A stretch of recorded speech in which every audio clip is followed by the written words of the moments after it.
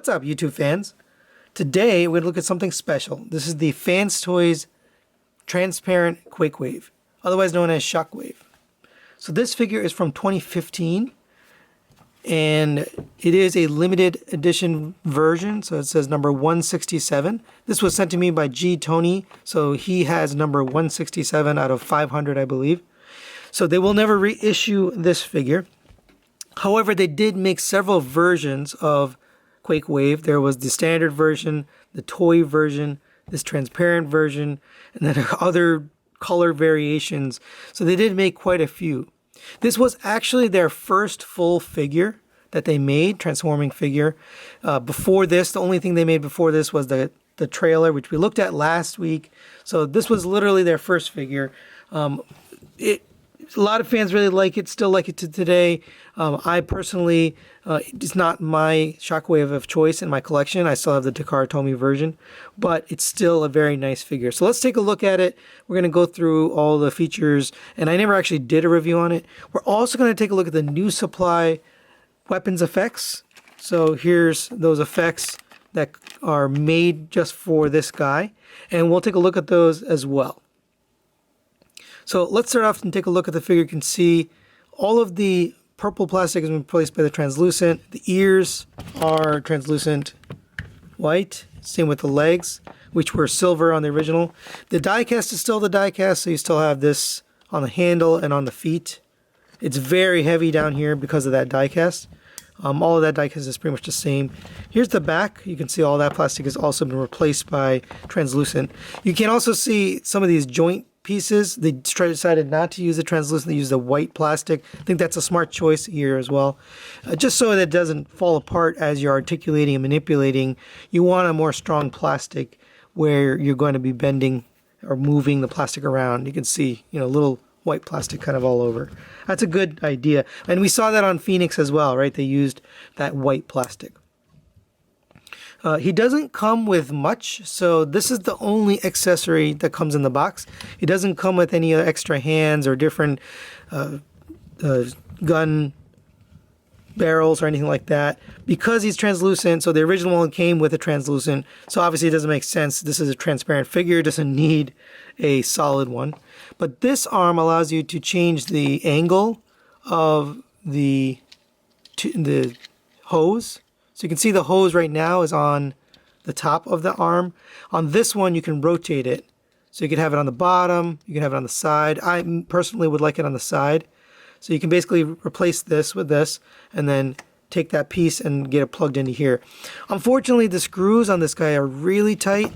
So there's 2 screws on the head to be able to put the batteries in, and there's screws here on this arm. They're very tight. I don't want to stress the plastic unnecessarily. It's not my figure.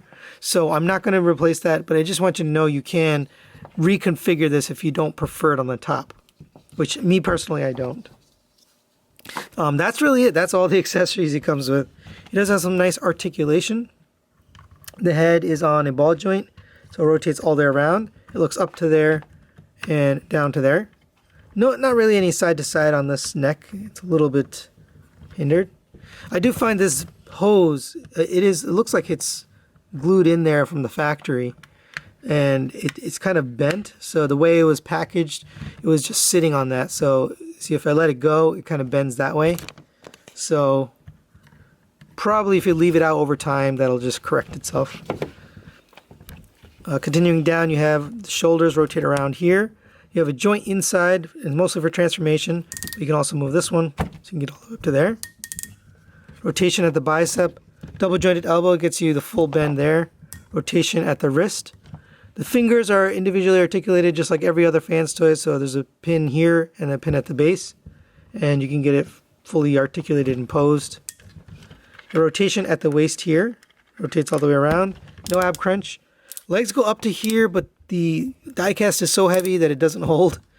Same on the outside. It's a friction joint, but really heavy. You could probably tighten the screw, but I just think the weight's too much.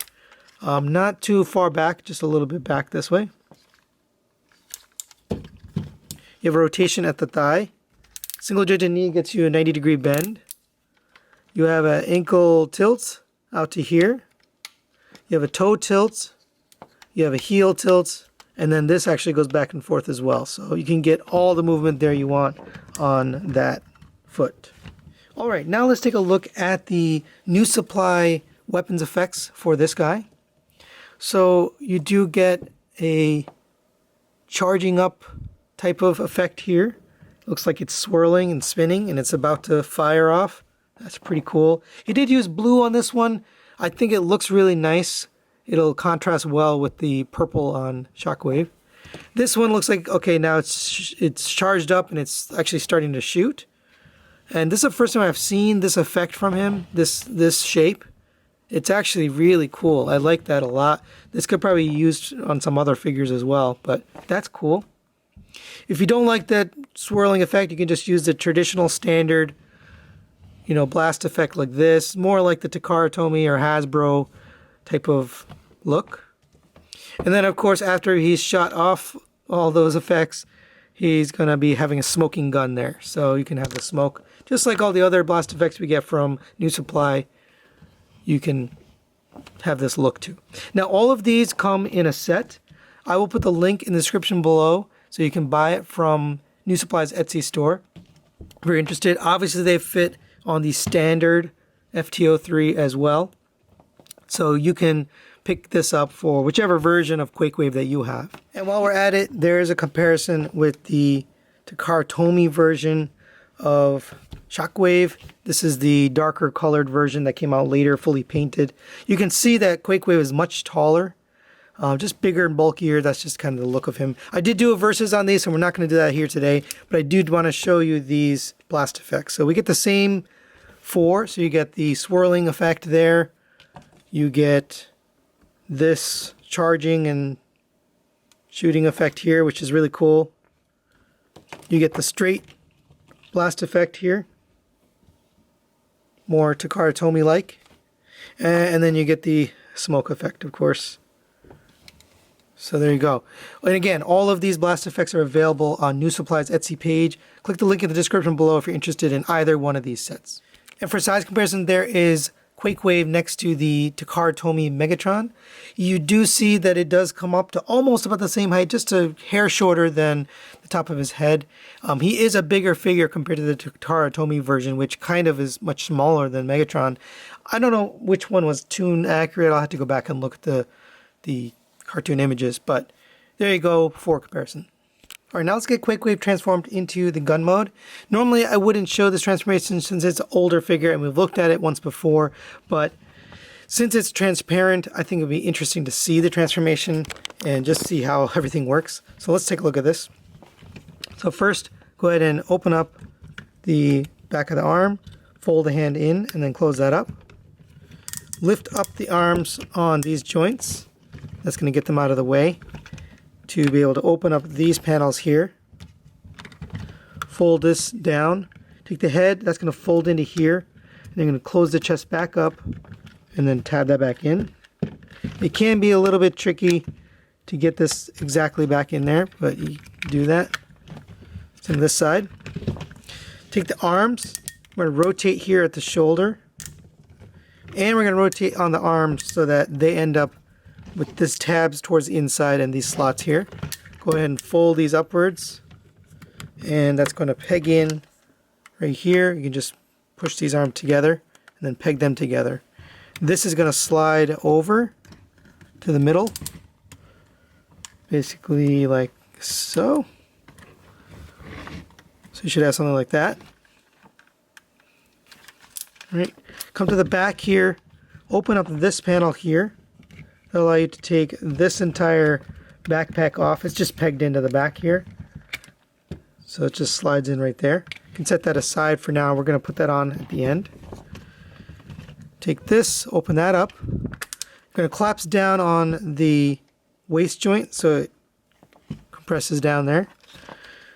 You can close this panel up. So that's going to sit just like that. Right. Now come to the bottom here. The legs, we're going to open up these panels, rotate on this joint here, come to the bottom, put the heel in and then the toe in. Same on this side, heel and then the toe. Open up this, rotate this on this joint, and then get this all the way back.